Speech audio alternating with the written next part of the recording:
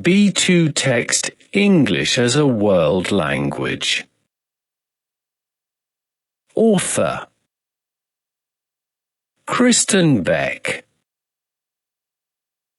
Kristen Beck, born in 1968, is Professor of English Language at the University of Oslo. She specializes in the history of English and is the author of the book Fra Engelsk til English, Het Språk blir til, 2016, Pax Forlag. Useful terminology. Lingua franca.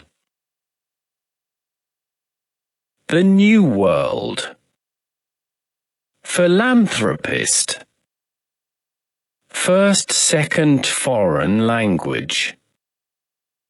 Official language.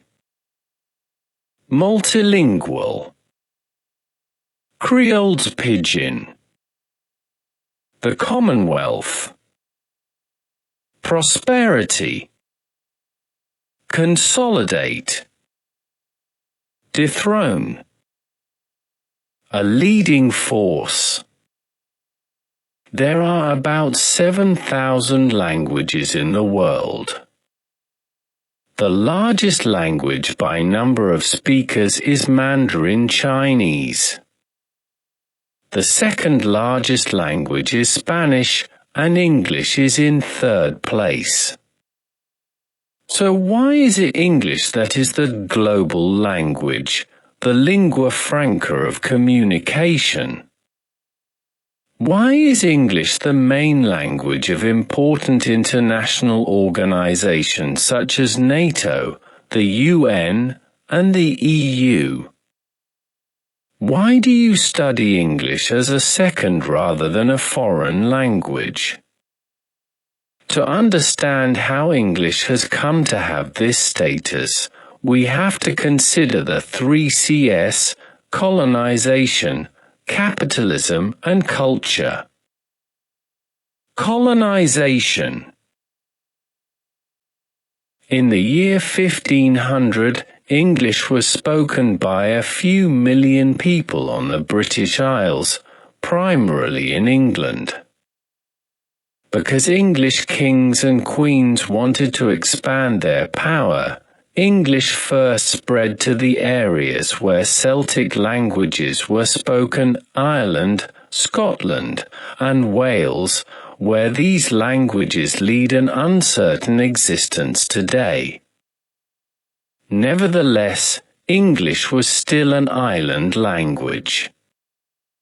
The modest beginnings of English as a world language happened in 1584, when Queen Elizabeth I gave Sir Walter Raleigh permission to colonize any remote, heathen and barbarous lands, countries and territories, not actually possessed of any Christian prince, nor inhabited by Christian people, the Avalon Project, paragraph 1.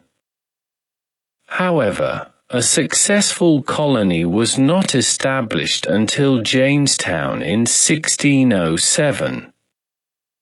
In the early years, 80% of the colonizers died of disease and starvation, since they arrived with practically no clue how to survive in the New World.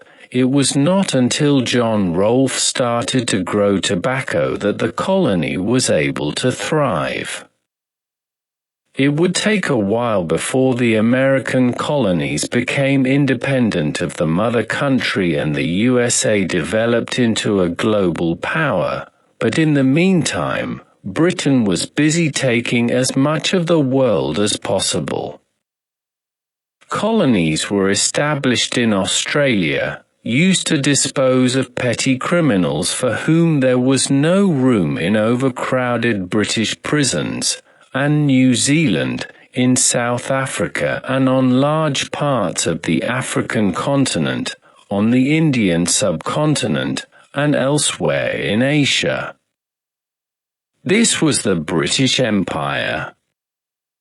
Through government and education systems in the new colonies, English spread and took on new flavors as speakers of other languages had to learn English. Bauer, 2002.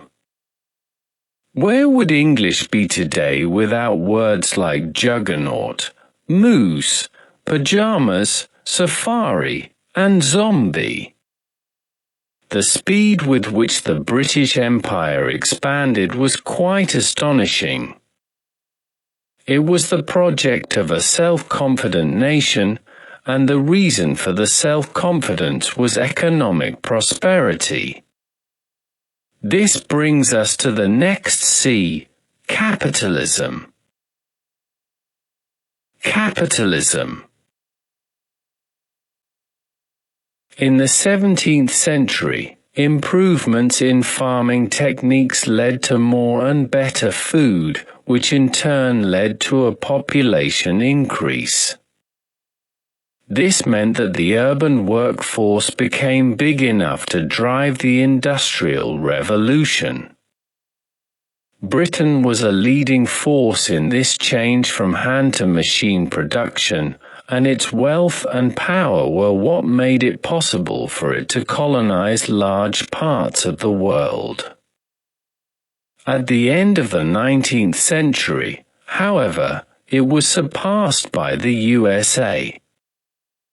American inventions in transportation, communication, and technology, steamships, railways, the telephone, newspapers, meant that knowledge could be spread more easily, and the primary language was English.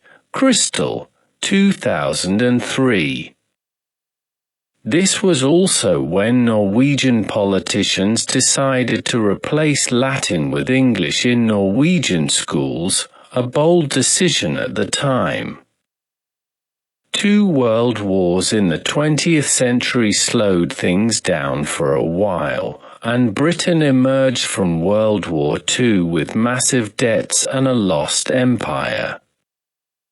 The USA, on the other hand, consolidated its status as an economic superpower, and American capitalists channeled some of their wealth into educational and cultural institutions, further strengthening the English language. People like the steel magnate Andrew Carnegie and the railroad tycoon Cornelius Vanderbilt founded universities that are well respected today. The oil baron John D. Rockefeller was a generous philanthropist in areas such as public education, medical science, and the arts. Although English had spread throughout the world because of the British Empire, it was the USA that ensured its position as a global language. Culture. History books normally devote considerable space to war and economics.